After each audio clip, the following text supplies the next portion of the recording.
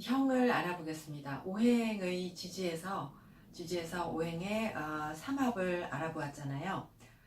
오행의 삼합을 알아보고 나면 삼합, 방합, 육합 등을 알아보았는데, 그럼 이제 그 지지의 합들이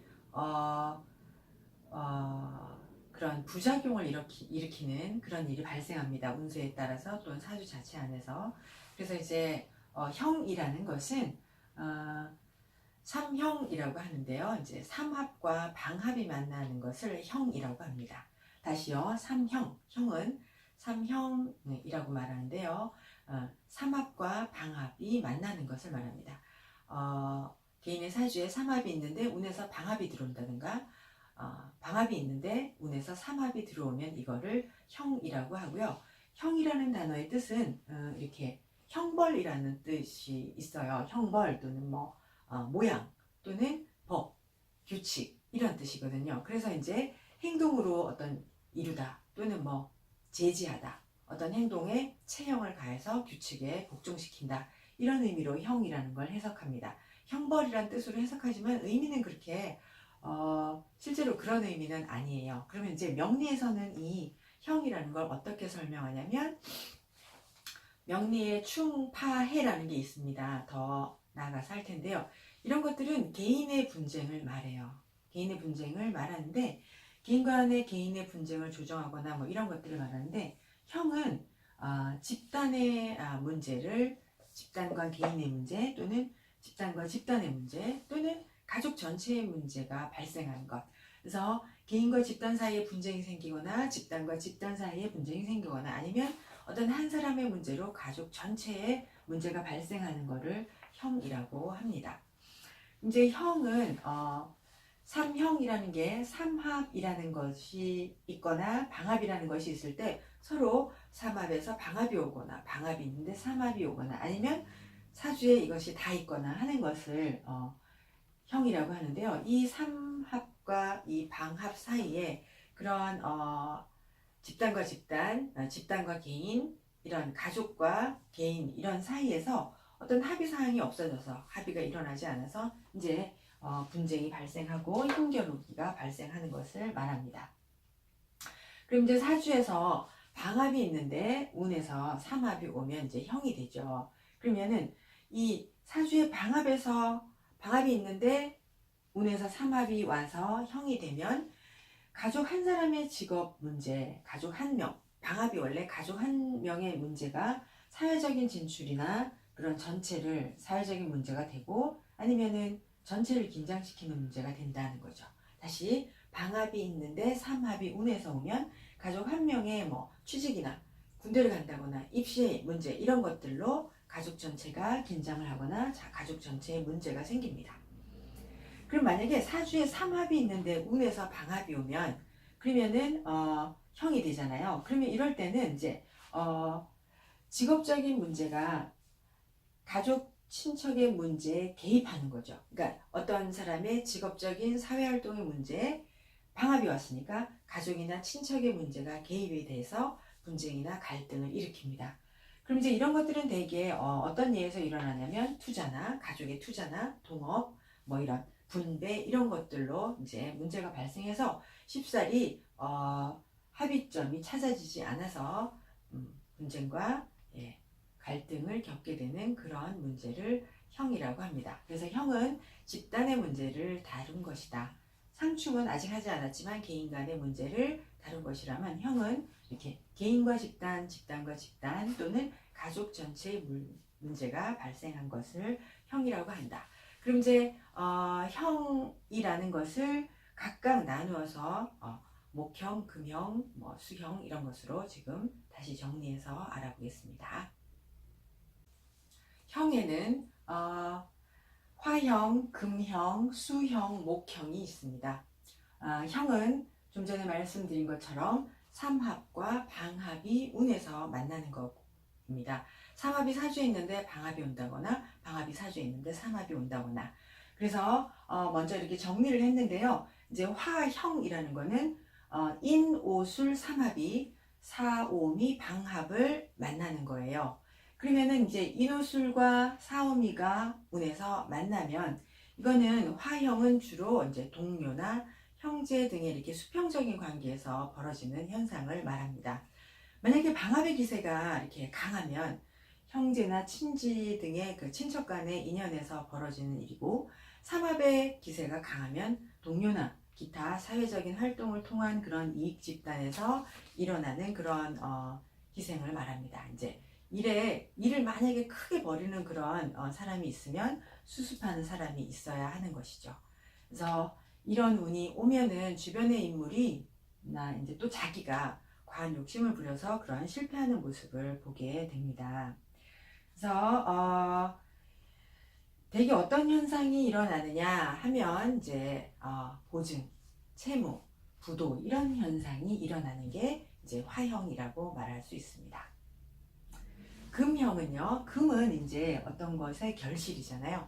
금은 결실이니까 금형이 일어난다는 건 이제 금이 사유축금 삼합에서 신유술 방합을 만나는 거예요. 이게 사주에 있는데 이게 오거나 사주에 있는데 방합이 사주에 있는데 삼합이 오는 것을 금형이라고 합니다. 그러면 금형이라는 건 이제 금이 되게 결실을 말하는데, 이것은 어떤 일이 진행되어 가는 과정에서 나타나는 현상입니다. 대개는 이제 분배의 문제 또는 영역 다툼 또는 네가 잘했니, 내가 잘했니 하는 논, 공, 행, 상, 이렇게 해서 어떤 논을 이제 공을 행하는 데 있어서 공을 이렇게 서로 이야기해서 상을 주는 그런 의미에서 분배나 결과를 다루는 그런 거에서 다툼이 발생하는 거죠. 예. 흔히 어떤 일이 생기냐면 이제 조합과 개인 간의 다툼을 볼 수 있어요. 그래서 재개발 조합에 그런 다툼이 발생한다거나 또는 이제 형제 간의 부모 유산을 두고 다투는 일이 발생합니다. 대개는 각종 임계, 어떤 것을 일을 넘겨주는 과정 또는 유산을 넘겨주는 과정에서 또는 후계자를 넘겨주는 과정에서 나타나는 이런 이권 경쟁이죠.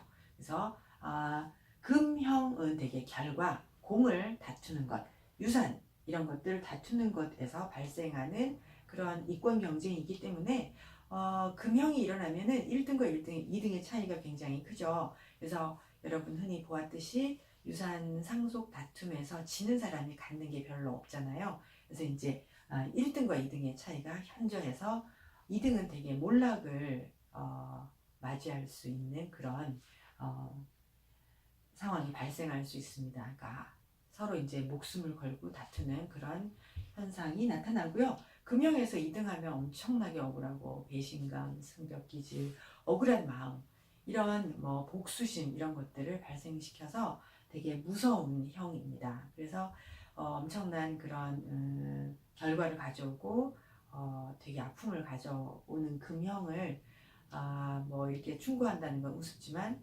그러면 이제 물러설 줄을 알아야 된다. 물러설 줄 아는 미덕을 가져라. 그래야 세상을 편안한 마음으로 살아갈 것이다.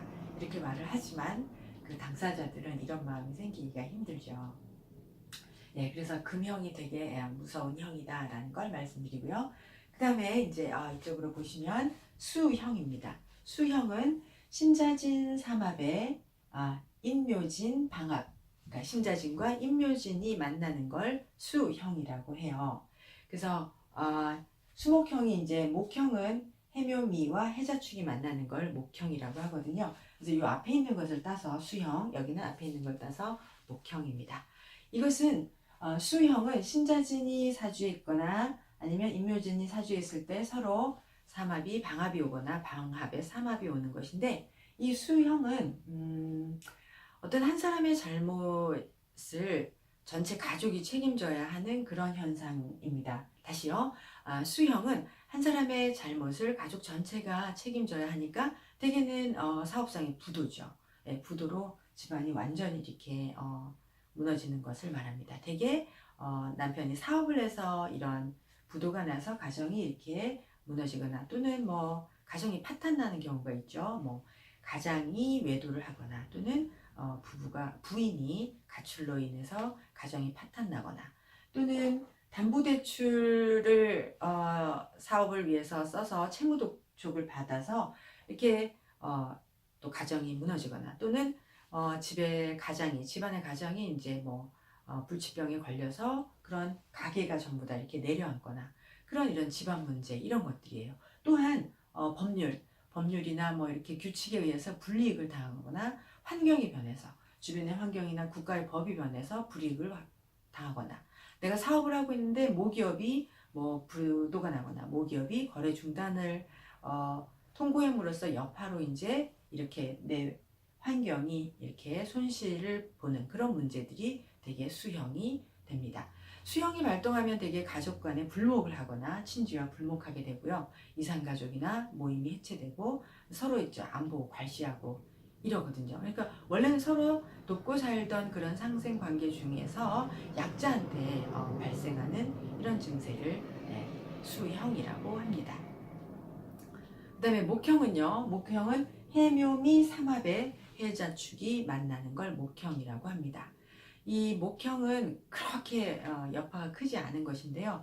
이제 우리가 되게 무한정으로 상대를 밀어주거나 무한정 후원해줘야 되거나 무한정 이렇게 그를 도와주는 거를 생각해보면 빼앗긴다 이렇게 생각할 때가 있잖아요. 그게 이제 바로 목형입니다. 그러니까 이게 부모 자식 간에도 일어날 수 있고 형제 간에도 일어날 수 있고 스승과 제자 사이에도 일어날 수가 있고요. 또 이제 다른 경우는 담보대출에 의해서 투자를 너무 많이 하거나 그래서 손해를 이렇게 감수해야 되는 그런 투자가 있어요. 또는 환경적으로 뭐 이제 너무너무 많이 베풀어야 하는데 그런 환경적인 요인이 이제 손해라고 판단이 되거나 또는 직업 유지를 위해서 직업적으로 이익이 안 생겨도 계속 어쩔 수 없이 적자를 보거나 아니면 인연에 의해서 지출을 많이 하거나 이런 것 안 되는 줄 알면서 인연이나 직업 유지를 위해서 또는 투자 상태를 그냥 유지하기 위해서 손해를 감수하는 모양을 목형이라고 합니다. 그래서 이제 이 목형은 시간 금전 또는 뭐 정신적으로 굉장히 황폐감을 느낀다. 그래서 마음이 힘든 그런 것을 목형이라고 합니다. 사실 사주를 적어볼까 했는데요.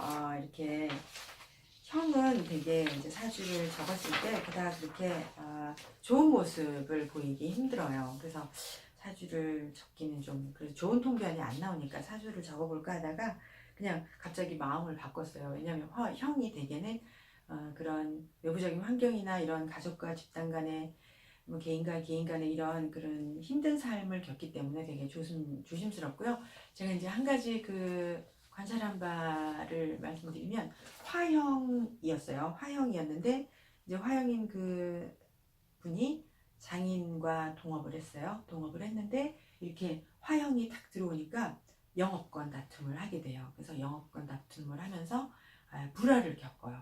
불화를 겪으면서 이제 장인께서 조금 과하게 나오시니까 아내가 장인이랑 이렇게 불화를 겪어서 서로 안 보고 아버지하고 이렇게 관계가 악화되고 그러면서 이제 가족의 분쟁이 생기고 이런 거를 봤거든요. 그래서 이렇게